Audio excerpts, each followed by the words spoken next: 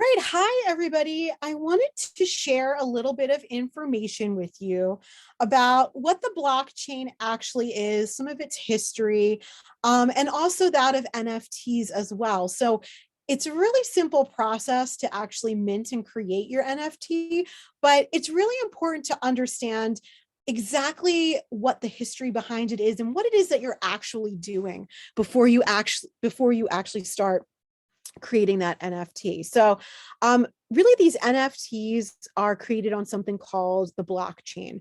So in terms of the basic origins of the blockchain, originally it was something called a Merkle tree or a hash tree.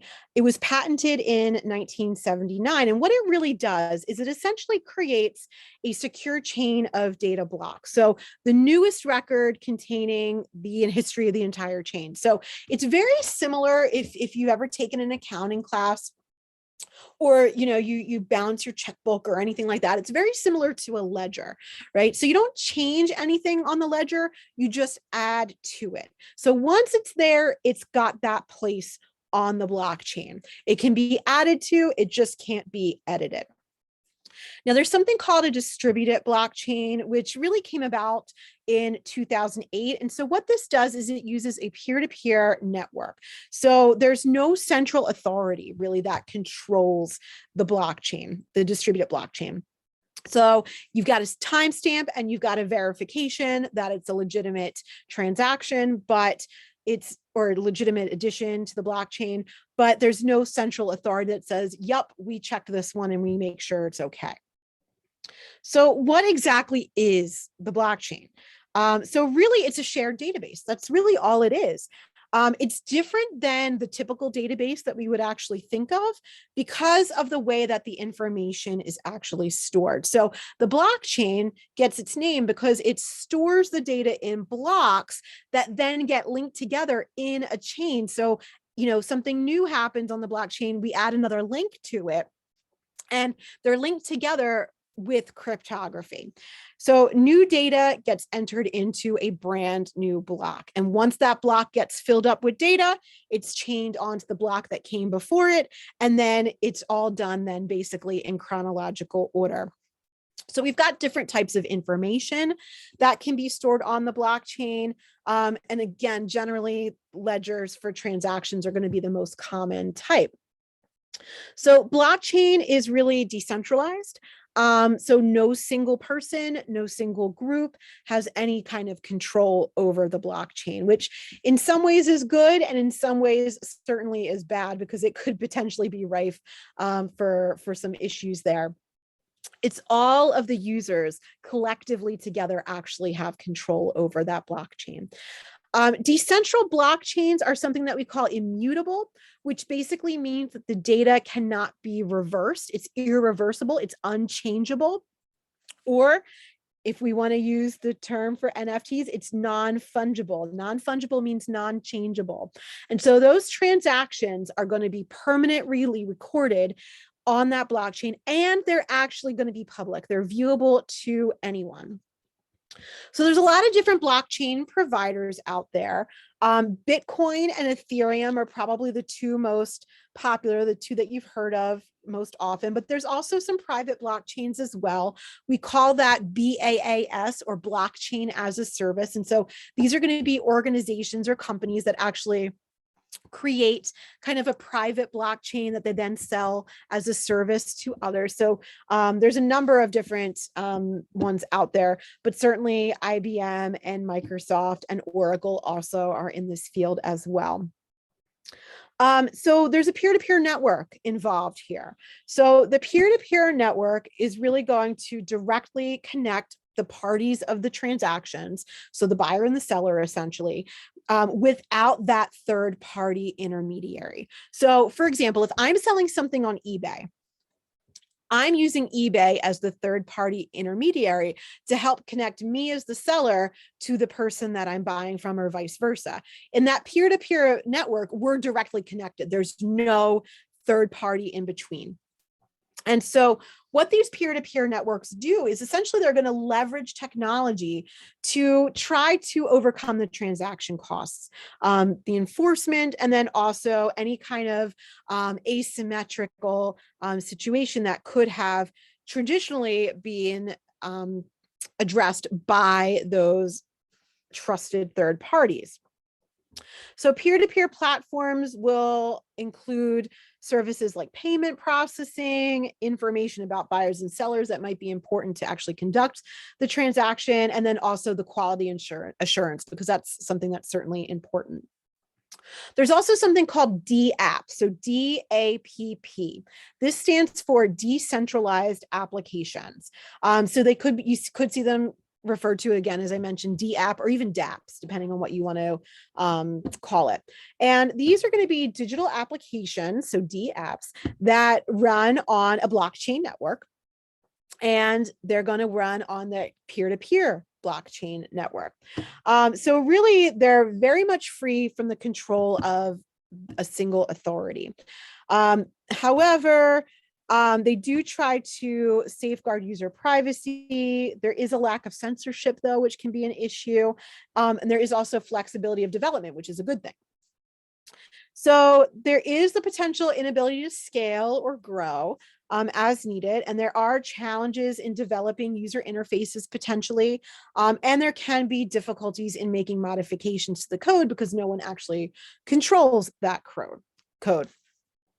So cryptocurrency, big term nowadays, right? So cryptocurrency, something like Bitcoin or Ethereum, they're digital currencies, and they're not backed by real assets. So if you think about it, like years ago, we don't do this anymore, but years ago, the US dollar was backed by the gold standard. So somewhere in some vault, there was gold in a vault that coordinated to every dollar that had been printed, right?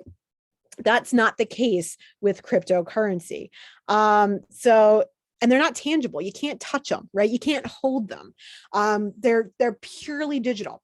And so they're traded basically between consenting parties, and there's no broker, but they are tracked on the digital ledger through that blockchain. And virtual currencies are going to be held in digital wallets. They can be accessed from software or some hardware or online tools. And this is really going to be done through a crypto wallet. You need to keep your private key or your password. In the next tutorial, we're going to see how to actually create your NFT. A password key is going to be generated for you. You've got to keep this.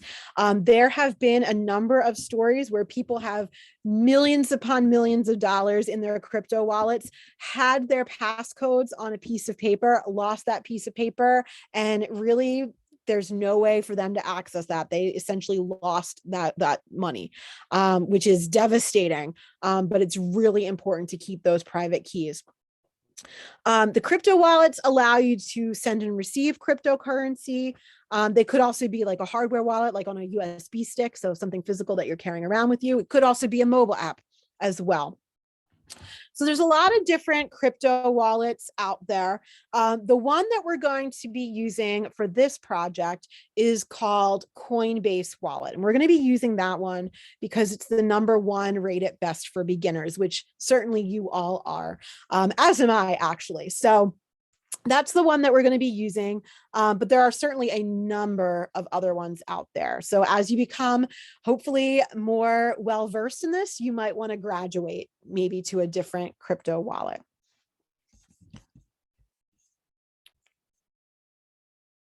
Now, one phrase that you may see, and certainly you will see in your round 1 data set, is the word DeFi.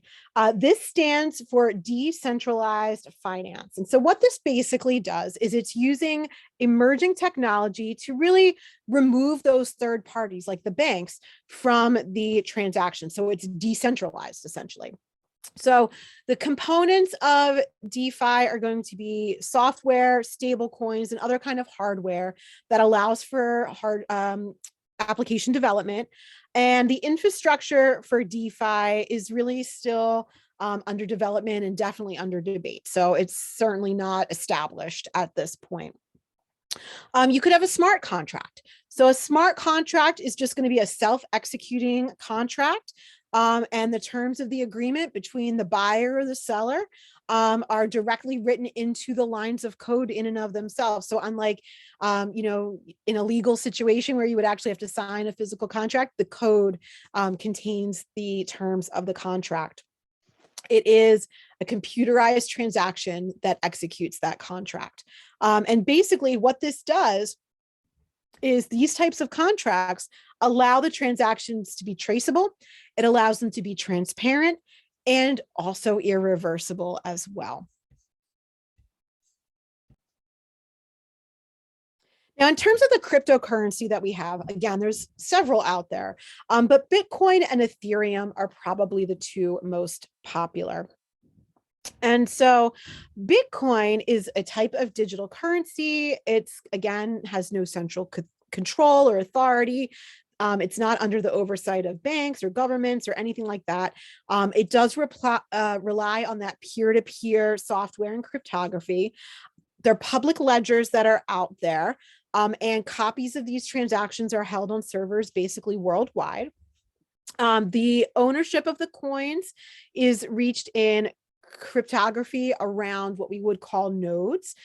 Transactions, again, are going to be publicly broadcast and shared from node to node, which is probably beyond what we need to talk about here, but it is important to know that those transactions are broadcast, and they're collected by miners. So if you think about, for example, Snow White, they were miners. They would go and get the diamonds, right? So miners actually go and they mine these Bitcoins, and then they're permanently added to that blockchain basically every few minutes. So sometimes there can be a slight delay in the transactions actually appearing. They can be divided by 7 decimal places.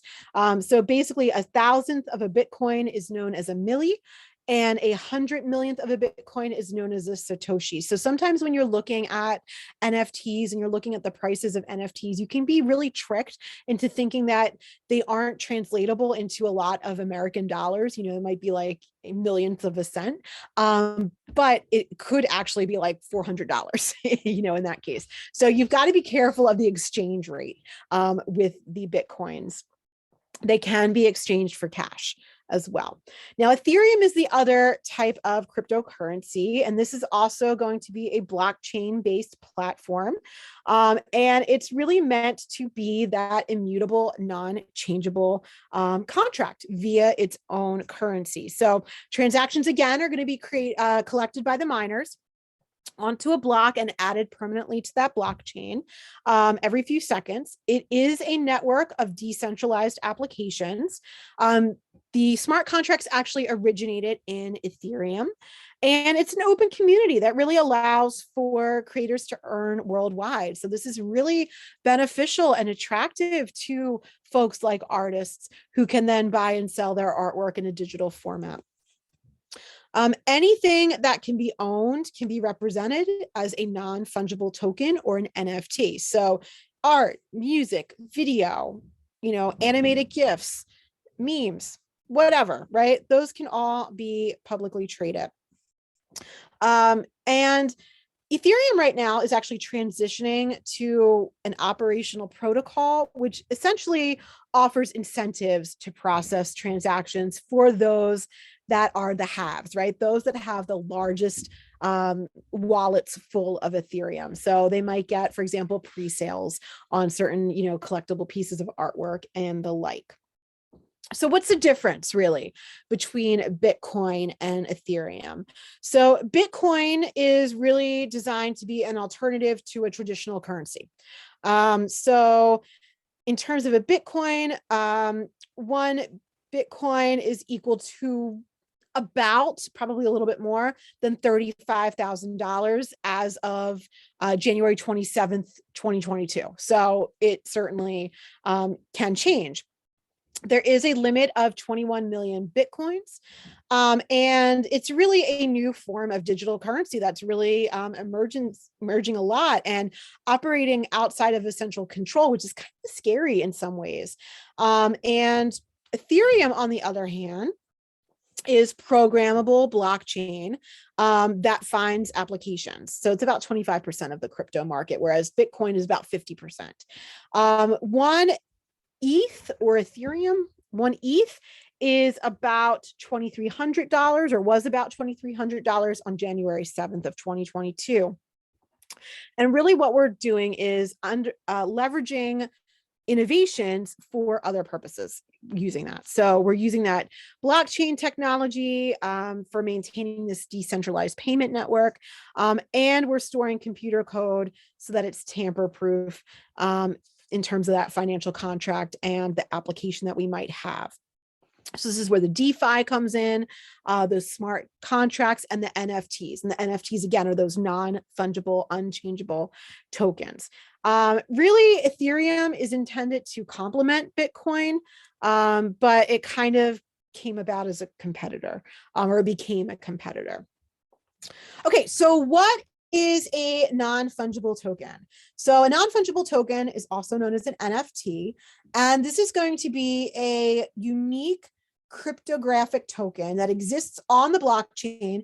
It can't be replicated, it can't be duplicated, it can't be changed. So most NFTs are going to be part of the Ethereum blockchain, and you'll see that when we actually create our NFT for our artist. And other blockchains can implement their own versions of NFTs as well.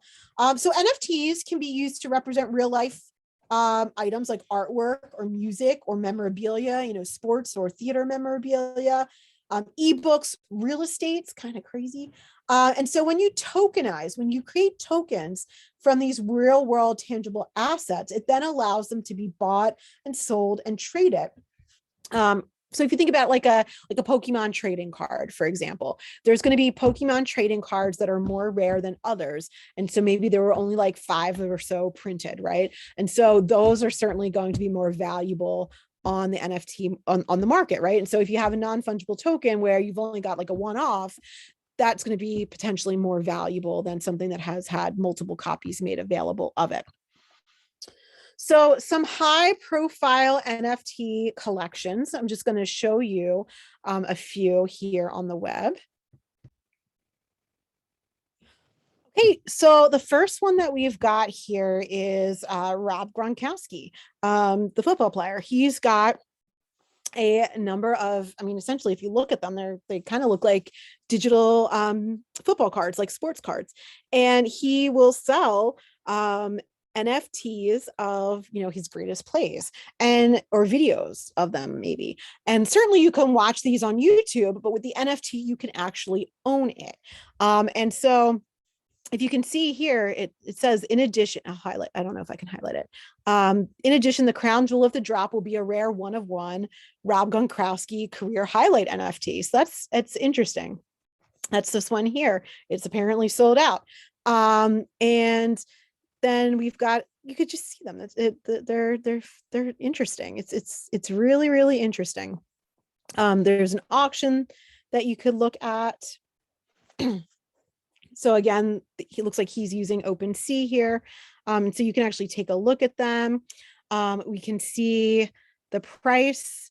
You can see like this particular one. It was, oops, what happened there? It was last, oh no, what happened? It refreshed on me. This one last sold for 1.8. It's now 230, right? And this one, you can see that there's actually 87 of them available. This happens to be number 59 of 87. Some of them you can't even buy. That one just happens to have the buy now. So that's an example of one. The other one is the Bored Ape Yacht Club. So the Bored Ape Yacht Club literally is, let me just enter it so we can actually take a look at it. They're actually pictures, just cartoons of apes. So if I go to OpenSea, if it wants to load, these are literally the NFTs. It's just these pieces of artwork. And that's what it is. It's crazy. The other one is baseball cards. I think that's the right address. Yeah, that's it. So this one, if I just click on start collecting here, these are like, oh, I don't want to send my email. We can see, let's see, shop MLV. No, it wants me to enter my email, which I don't want to do. But you can see, I mean, they're basically going to be essentially digital baseball cards here. I'll just pick this one. It's not going to let me click on anything. Okay, here's an example here. So some of these could be like historical, baseball cards in digital format. For example, it could be a rookie card. No, it doesn't let me click on anything without entering my email. And I don't want to enter my email. So I'm not going to do that. But another one, let me plug this in. It's called Doodles, OpenSea.io.